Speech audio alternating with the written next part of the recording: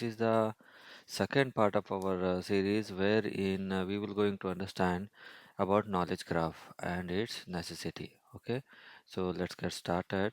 Okay, so what is graph? Graph basically consists of three major component. Okay, which are nodes, edges, and properties. Okay, the node basically consists of something like a point in a graph, okay, which can represent something like a person or a city, etc., or a tree, or you can define anything, okay, which you want to have and find out the relation with other nodes, okay.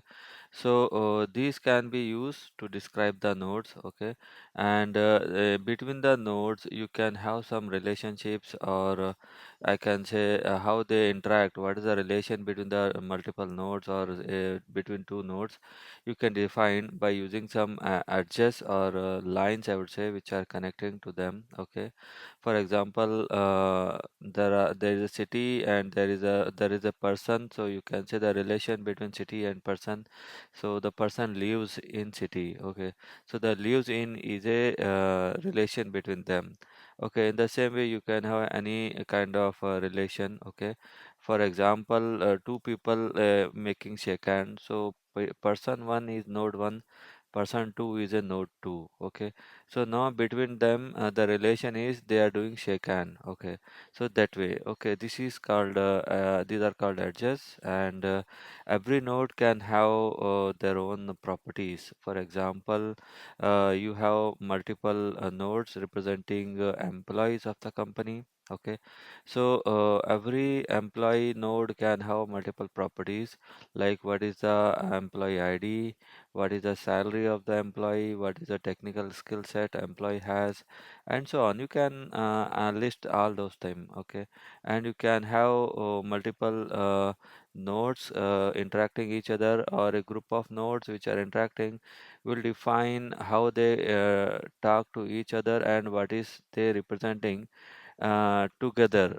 Okay, like a small set of nodes and their interactions with properties representing department 1, and another set of nodes or a small subgraph representing another department.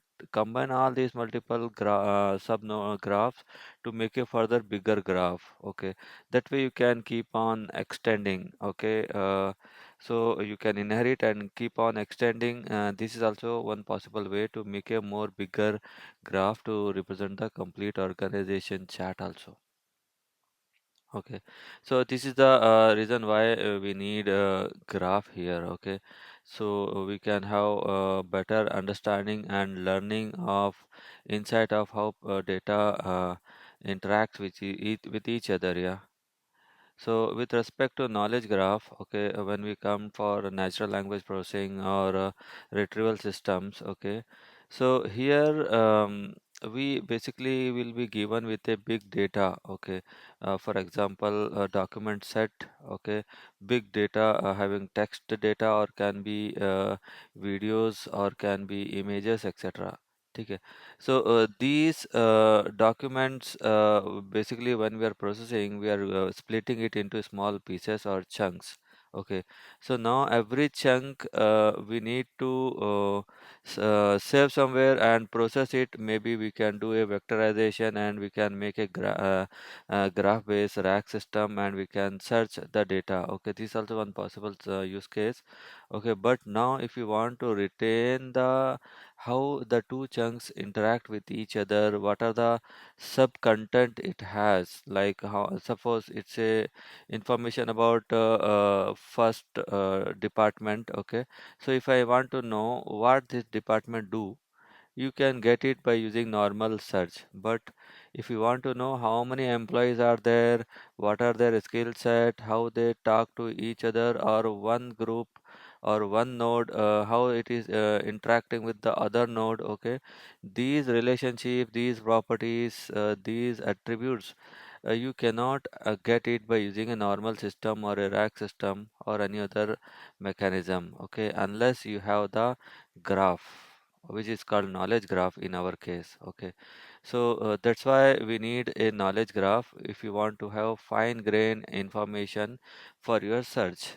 Okay, so this is just a simple example I just took here for explanation.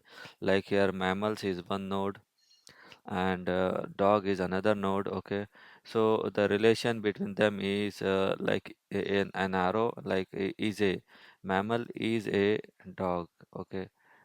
Okay, one example, you can have multiple other nodes like cat or lion, etc. Okay, and dog as a node can have multiple properties like what is the breed, what are the maybe age you can write like where it stays, what is the I mean kind of food it eats, all those things you can have as a property. Okay, so these are the things related to knowledge graph. Okay, the next like why graph approach. Okay, like we discussed, graph basically the graph based approach basically gives you the richer context or further insight of how the data interact with each other, what is the relationship between them.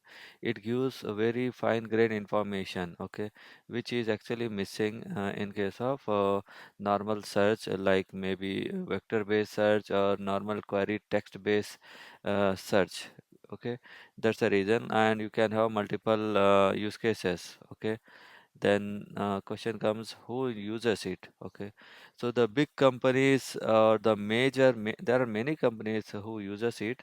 So some of the more dominant companies are here, like Google uses to enhance the search engine performance. Okay, Amazon or Microsoft uses in order to recommend the product to the user. Suppose if I buy one product, okay, and they will understand what I buy, and accordingly they will try to understand what others similar nodes or similar people buying. Okay, so accordingly they will try to understand what the other people buy after buying the current product.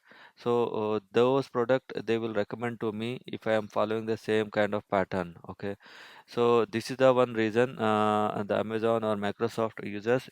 In the same way, like the other entertainment or social media platforms, okay, users to recommend the content to us. Okay, like Netflix or like Facebook, etc. Okay, so this is how it will help us, and it will going to give better response to our query search. Okay, so that's it from my side in this video, and in the next video we're going to see what are the types of graph databases exist in the industry. Okay, like Neo4j, Janus Graph, etc. We're going to see what the differences they have, what are the unique features they bring into the table. Okay, and then we'll try to see one use case, and we'll try to use one database, and we'll try to see how it will work and how it will solve our purpose. Yeah, so that's it, guys. So we'll see in the next video. Until have a nice day. Yeah, bye.